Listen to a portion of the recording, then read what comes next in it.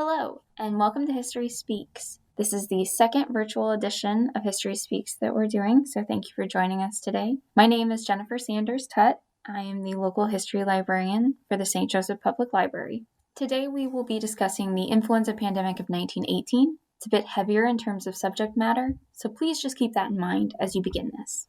We'll start with some brief background on the pandemic, and it began in early 1918 and really lasted into 1920. It was characterized by 3 waves that would sweep around globally. During that time, approximately 500 million people became infected worldwide. That's about a third of the world's population at the time. The fatality rate was extremely high, 50 million internationally.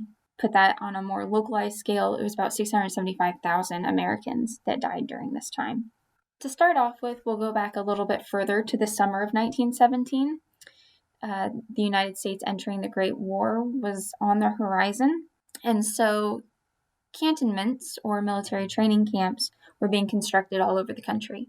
Of the 16 cantonments in the United States, the largest one was Camp Funston, constructed not all that far from here, near Manhattan, Kansas. All in all, they would spend $10 million constructing it. In today's money, that's a little over $200 million. It was essentially a small city, and it had all of the modern conveniences that a small city would want. It had theaters, it had coffee roasting houses, you name it, it pretty much had it. Here you can see the entrance to Camp Funston. It was constructed to be able to house up to about 150,000 individuals. This becomes an important factor in what happens later on. Throughout the relatively short time that the camp is active, it faces numerous issues. These include wave after wave of disease outbreak and epidemic, overcrowding, inadequate supplies. They actually started housing soldiers before the camp was completely finished. One notable building that was not yet completed when they started bringing in soldiers was the hospital. And that would be disastrous a little bit later on. I found that some of the diseases that were a large enough outbreak to note were spinal meningitis, pneumonia, measles, mumps, and rubella. Spinal meningitis being the worst of them at the beginning. But while I was researching, I also kept finding mentions of the soldiers were inoculated when they went in. They were inoculated. Well, I thought, what were they inoculated against? Because this was in terms of meningitis and influenza that we're talking about. And at this time, there were not inoculations really for influenza, especially, but also meningitis. And so I found that soldiers were inoculated against typhoid and smallpox. This was because there had been past outbreaks. I even found an article from the St. Joseph News Press from the summer of 1917 mentioning an outbreak of smallpox, amongst other things. It was so bad that they had to quarantine. And the reporter mentions in the article that it was the largest number of quarantine cases that they had released in a single day. But it does mention that St. Joe is faring far better than other larger cities around the country at that time in terms of outbreaks. So this gives us a good idea that 1917 leading up to 1918 is a rough year in terms of communicable diseases. So at the end of 1917 is when Camp Funston experiences a severe outbreak of meningitis. So in my research, I really focused on the end of 1917 and that meningitis outbreak leading into the influenza outbreak that was to come. And so as I was looking for statistics, I found differing numbers. And I wanted to know why that was. In the newspapers, there were various reports here and there. One of the issues that the press faced at the time was the Espionage Act. We'll get into that a little bit more later. But essentially, that act would really limit free speech in the press. So sometimes it's hard to find the details stated explicitly. So I decided to try and hunt down the source. The military gave statistics on a lot of things, especially at that time. And so I managed to find what was called a sanitary report in the official bulletin put out by the government. And so the Surgeon General is the one reporting, and he notes 70 cases of meningitis and 22 deaths, along with 189 cases of pneumonia, resulting in 43 deaths, and an additional 131 cases of mumps. In total, there were 84 deaths at Camp Funston resulting from these diseases. The Surgeon General notes that the overall death rate should be about 12 for a population this size in these conditions. And this is when they began quarantining all new recruits that came into Camp Funston. The image that you're looking at here is the detention camp within Camp Funston. That's where they put all the new recruits. These are just tents with about 6 to 8 men in each of them with a wood stove. And this is also November, December into January in Kansas. So the supplies were inadequate. They didn't have proper uniforms at the time. They still had summer uniforms. They didn't have enough blankets. There are letters from soldiers written home to their families, either asking for blankets and clothing and socks, or saying, I've got my coat and 6 blankets, so I'm going to be okay. So the Surgeon General's bulletin that I mentioned came out at the beginning of December, when these cases were really starting to peak. However, I found another report, what would be the end of the year report, summing up 16 cases of meningitis in October and 21 cases of meningitis in November. And quoted from the report, and then the disease practically disappeared.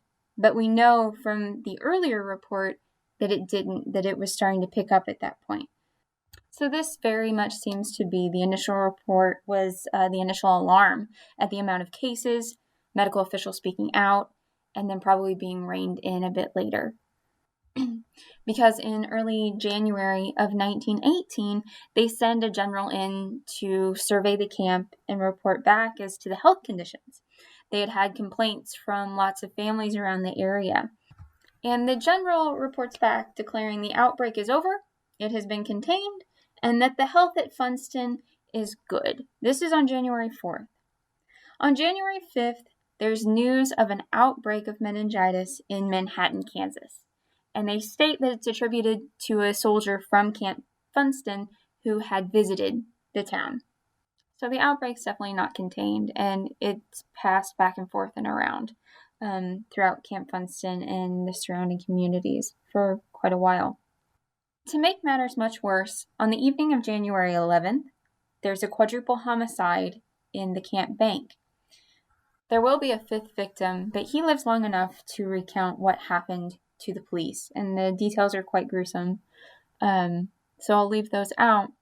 But it was somebody he recognized as an Army captain, and it was indeed an Army captain, and he ended up making off with $62,000, which is quite a bit of money in today's standards, and it's a manhunt for quite a while until they track him down.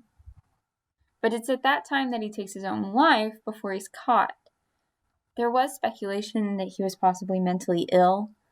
Knowing what we know now coming out of that camp, it is quite possible he had meningitis and was dealing from the psychological effects of that disease. But that's speculation. And this event made national news, drawing even more attention on top of the outbreak attention to Camp Funston and the goings-on there. After the meningitis outbreak had subsided, Dr. Frederick L Gates, first lieutenant in the Army Medical Corps, and he was also with the Rockefeller Institute for Medical Research, went back into Funston, Camp Funston in Fort Riley, and began conducting a meningitis vaccination study on January 21st, 1918. So this is right in between the meningitis subsiding and the influenza outbreak. And it is interesting. It's quite a long study, but it's fascinating because he meticulously documents the reactions to the vaccines and the different doses they give them. They give them soldiers different strengths, and they eliminate known carriers and people who had already had it. And it's really interesting. I might go ahead and link it down below in case anybody's interested in reading it. Meanwhile, there's a sudden outbreak of influenza in the small town of Haskell, Kansas. And if you go back to the newspapers, they're not really reporting on fatalities, even though we know there were. But what they are reporting on is sickness. If you've looked at any papers from that time period, it was kind of a day-to-day who's up to what. So any kind of Mrs. Jones was sick and she's now recovering, that's mentioned. The newspapers at the time also mention the soldiers that are getting ready to go off to the training camps, such as you see here, John Bottoms. This is his registration card for World War I. And in the paper, it notes that we predict John will make a fine soldier. So at the time of this outbreak, about 412 soldiers were recruited from Haskell County, Kansas. And with them, if they hosted the disease, that would have gone to Funston as well. So nowadays, any kind of outbreak is usually reported to the CDC. In 1917, 1918, you did report certain diseases, but influenza was not one of them. However, Dr. Loring Minor, Haskell County's resident physician, realized that this didn't seem like normal influenza, seasonal influenza, because most of the cases were turning quickly into pneumonia, very quickly, within 48 hours or so. And then people were dying. So he finally does report this, but it's not until the end of March. And so his report doesn't make it into any publication until April. And by this time, influenza had already made its way into Camp Funston. But why did Dr. Minor wait so long to report this outbreak if he thought it serious enough to report at all? Well, this was because the Wilson administration, going into World War I, was concerned about morale in the war effort. So the Committee on Public Information was established in the spring of 1917, and that would serve as the Wilson administration's propaganda machine through the duration of the war. To aid in this endeavor, the Espionage Act of 1917 was passed, which prohibited that might undermine national defense, or that's how it was packaged. The next year, that would turn into the Sedition Act of 1918, which specifically focused on the war effort. And that's where we get into the overlap of the Sedition Act and newspapers. Free speech was essentially curtailed, or that was the intention, and so a lot of newspapers were afraid of undermining or detracting from the war effort, publishing negative material that might affect morale in the country. And because of that, you had a reluctance within the newspapers to print anything that might be going on that was negative, such as an outbreak of disease. And you didn't want the other side knowing that you potentially had a weakness that could be exploited, such as maybe a lot of your soldiers were sick with influenza. That's why it's been difficult for historians as well as scientists to really track where the 1918 influenza pandemic really originated. Most modern scholarship and research points to Haskell, Kansas, with the spread being exacerbated by Camp Funston. The first you really see of influenza being mentioned in the local newspapers is on March 23rd in the Fort Riley Trenton Camp. And they attribute this small influenza outbreak to a dust storm in the area. From there, it's mentioned very little until September of the same year when it explodes. And this is because by the time soldiers begin to show symptoms, they're already across the Atlantic Ocean in Europe. And if you've heard the term Spanish flu in reference to the 1918 influenza pandemic, this is where that comes from. The illness reaches Spain in May. And because Spain had remained neutral in the Great War, their press didn't have the restrictions that many other countries, and certainly not ours, did. And they were free to report on other things other than the war, such as illness outbreaks. So if you're the rest of the world seeing this, it's being reported on heavily in Spain. We don't have a problem here because it's not being reported here in our newspapers. It must have originated in Spain. And so once it spreads through the rest of Europe and does come back over to the United States, it's known as Spanish flu. We don't see a lot of mention about influenza in at least American papers until August of 1918, when the New York Health Department issues a bulletin attempting to reassure the public that a Norwegian steamer ship that had landed in its port was actually an outbreak of pneumonia and not influenza. However, the two ailments, especially at this time, seem to go hand in hand.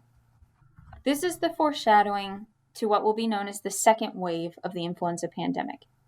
It reaches the United States in September and will last until December of that year.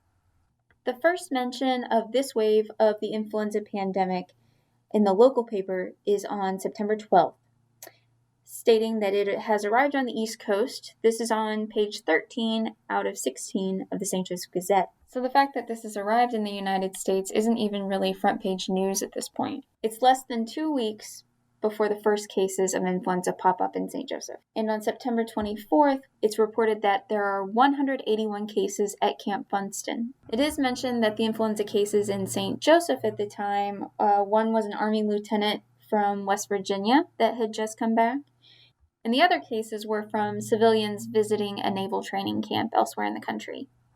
And this becomes a common theme that you keep seeing a lot of people visiting naval bases or soldiers coming back home for furloughs, and you can track the spread of the disease like that. And even though this isn't really talked about all that much publicly, the government and the military both realize this. It becomes such a problem that at the end of September, they cancel the next draft. This would have drafted about 142,000 individuals into the Army, so they do stop that, and that's kind of unprecedented in just the way the momentum has been for the war effort up to this point. But the spread of this on the East Coast had really decimated that area at that point, and one notable instance, and kind of maybe a case study of how bad this disease was and the way it spread, the end of September, the Fourth Liberty Loan Drive, this was part of the war effort, funding the war, keeping up morale within the public. They wanted to have a parade, and this parade had been planned in Philadelphia. It was going to be a huge event. It was going to garner a lot of support and economic support for the war effort. Well, this is while influenza is spreading within the city, but they have the parade anyway. 200,000 people turn out for this parade. 72 hours later, all of the hospitals in Philadelphia, and they had 31, are at capacity. By October 2nd, almost 2,600 people have died from influenza and pneumonia complications at this point. A week later, the number is over 4,500. And so it really shows how this disease can spread and how dangerous it is. And other cities are seeing that at this point, but are still really not sure what to do. Also, the understanding of communicable diseases such as influenza, how they're transmitted, aren't completely understood at this point, especially not like they are today. So this is where we will hop into St. Joseph specifically and what was going on here. As I said, the first few cases popped up in St. Joseph at the very end of September. October would be the peak month that would be the deadliest for our city. On October 1st, there were 12 cases, 22 people were quarantined. Also in the papers, it shows up that in the military camps, there are 20,000 new confirmed cases. And this is national, this isn't just at Funston.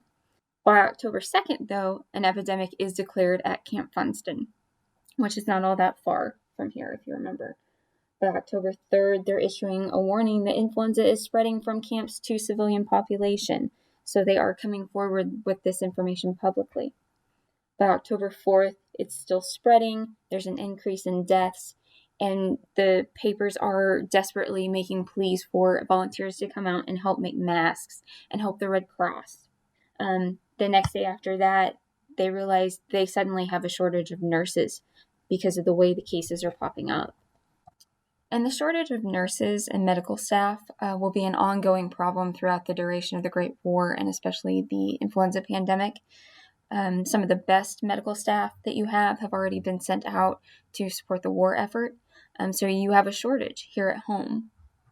That coupled with, as the pandemic grows worse, many people are are afraid to come forward and volunteer because they see, people that they know coming forward to volunteer and they're getting sick and they're dying. Also, they are waiting on nurses that are still in school to graduate.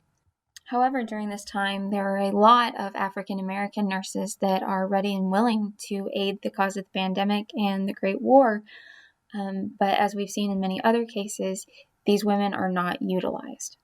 By October 6th, there are 300 confirmed cases of influenza in St. Joseph, and that number appears in the paper alongside an article stating that city health officer reports conditions are not serious here. At the same time that this number is clearly getting out of hand, it's surging. They're still trying to minimize panic within the public. And it's this point that I'll introduce Dr. H. Delamater.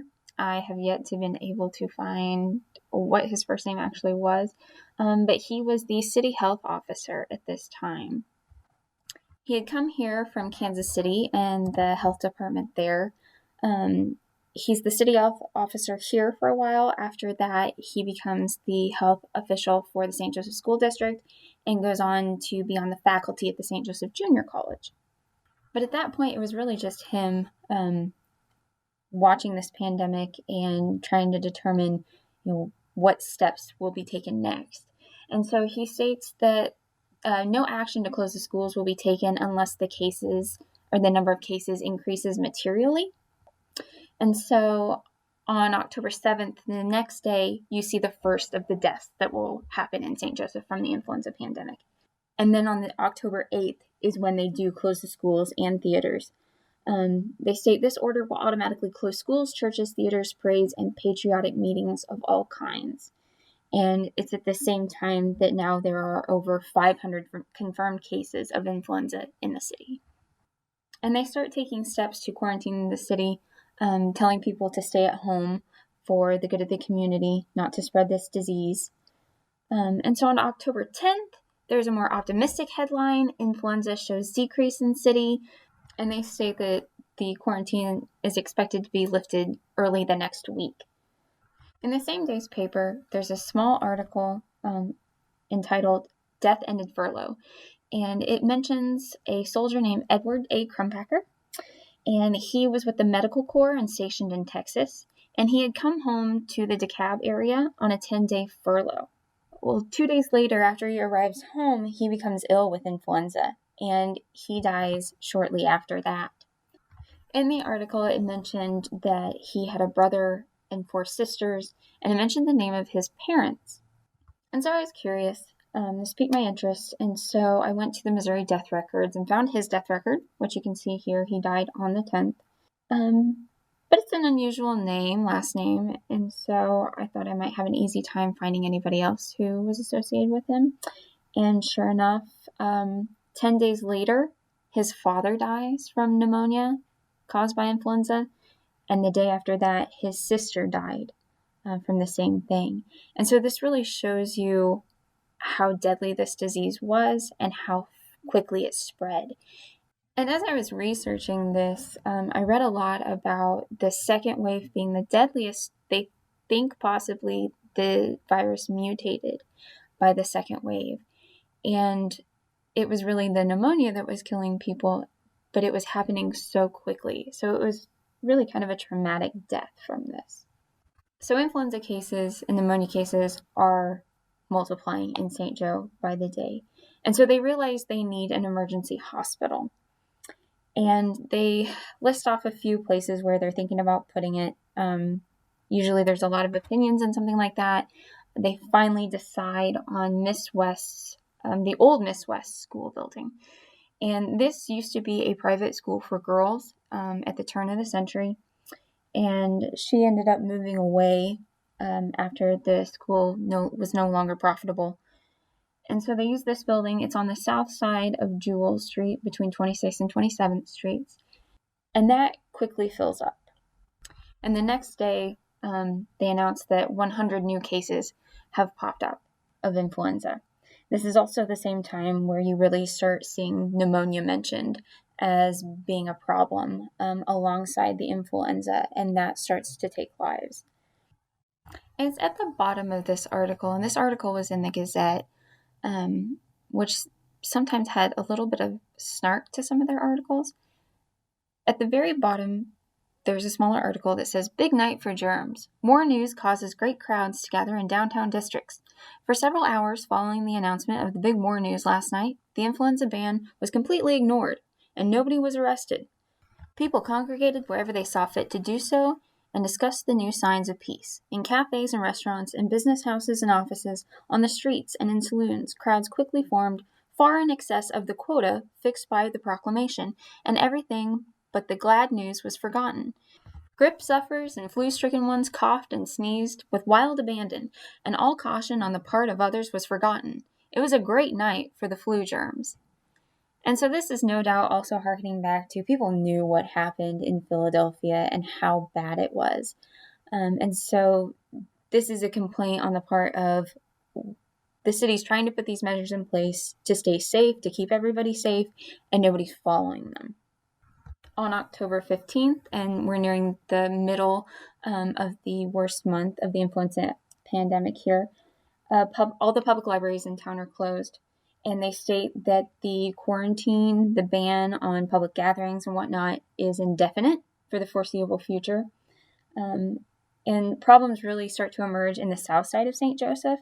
They are in dire need of an emergency hospital because the closest one was Miss West School, which is, east of downtown. The issue was they had no one to staff it. They literally had no able-bodied medical personnel to physically staff a new hospital. And it's on the 16th of October that the existing emergency hospital is completely full. It's at capacity. They even added a few more beds. The Red Cross has a tent, a medical tent in town. That quickly fills up. And so on the 21st of October, they establish a citizens committee, and that consists of 19 people, leaders in the community, to come together, and I think it's trying to mediate between administration and medical officials and the rest of the public, because there are so many complaints within the community and by medical personnel that people are not following the ban. They're not taking precautions. They're not staying home. They're not taking precautions if they do go outside. And it's really causing the influenza cases to spread even more. By the end of October, there will have been about 2,451 cases of influenza and pneumonia within the city, resulting in about 201 deaths. And they even published a daily chart, listing the number of cases and deaths. And so that got me curious. That was just St. Joseph. What did the rest of Buchanan County look like? And what were the death tolls? What was the average death toll before this and during this? And so I went back and I was able to find the deaths for Buchanan County for that month. And so to give you an idea, the average death toll in Buchanan County at this time was about 100 to 150 per month. So in September, we have about 104 people. And then in October, there were 346 people that died. That's quite a bit of difference. It goes down a little bit in November with 188 people dying. And then it spikes again in December, and it goes back up to 238. And you'll see that for a little while. There will eventually be a third wave of influenza that's not quite as deadly as the second one. But compare these numbers for the second wave to the average for Missouri. And you can see a chart. It's relative. The graph in red are the Missouri numbers, and the graph in green is St. Joseph. Now, in Missouri, we're talking about a much larger scale. The average death toll in Missouri was about 3,000 to 3,500 per month at this time. And so looking at those same months, September, October, November, December, as we did in St. Joseph, in September, there's 3,025 deaths. In October, there's over 7,324 deaths. And again, that number goes down a slight amount in November with 6,646 deaths, and peaks again in December with 7,532 deaths. So this was a horrible, horrible disease that absolutely ravaged the population. Nationally, in October, there were over 195,000 deaths. When it was all said and done, as I mentioned, there would be a third wave of influenza. It would kill countless more before slipping into the ranks of seasonal influenza.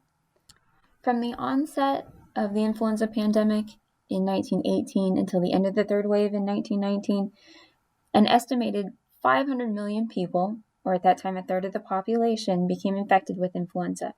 The death toll is estimated at approximately 50 million internationally and 675,000 in the United States. It's a lot of people. This was approximately 5 times the number of military casualties during the Great War. This would be the first of 4 pandemics that the world would experience in the next century. The next in 1957, then 1968, and then 2009. And I record this in the middle of the COVID-19 pandemic that is currently making its way through the world. As I finish this up and get ready to post it for you all to listen to, it is May 1st, and currently the count is 3,366,629 cases of coronavirus globally. Over 1 million of those cases are in the United States. Certainly, most of us never thought we would see a pandemic of this nature within our lifetime. Especially looking back, I'd studied the Great War and influenza pandemic before this. And the nice thing about history a lot of times is you're so far removed from a situation. Even one as horrific as this, you can look at it analytically. However, at this time, looking at this, there are a lot of similarities. During the course of researching this, there was a lot to go on, as the actual anniversary was 2 years ago of this pandemic. And at that time in 2018, there was a lot of research and scholarship and publications that came out. Nearly all of them end by questioning, are we ready for another pandemic as a society, as a global society? You wouldn't think we would have so much in common with a pandemic 100 years ago because their medical technology wasn't as advanced as it is now, and our hygiene practices are much better than they were then, and access to healthcare and whatnot. But the numbers don't lie, and they're staggering. So as I end this, I can't ask, are we ready for another pandemic? But I will ask, what will you take away from this?